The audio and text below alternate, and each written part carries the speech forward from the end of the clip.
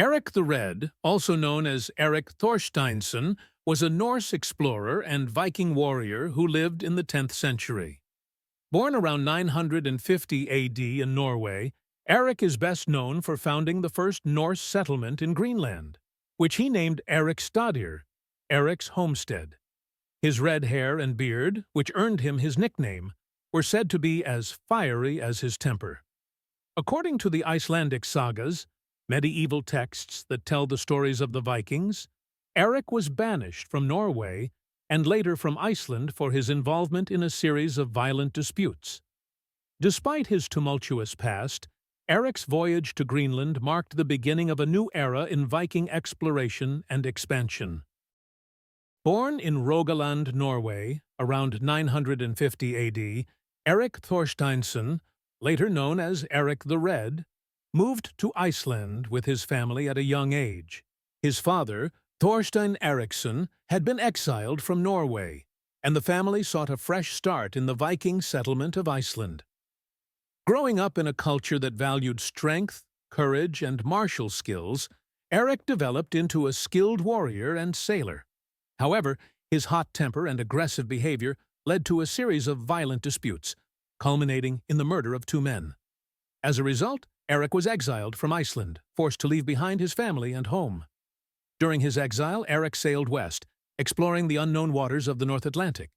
After several days at sea, he stumbled upon an unpopulated island, which he named Greenland, Grönland in Old Norse.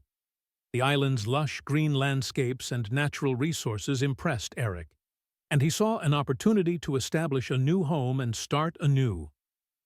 Over the next few years, Erik explored Greenland's coastlines, identifying suitable locations for settlements and planning his return with a group of followers. Around 985 AD, Erik the Red returned to Greenland with a fleet of 25 ships and several hundred settlers, marking the beginning of the Norse settlement of Greenland.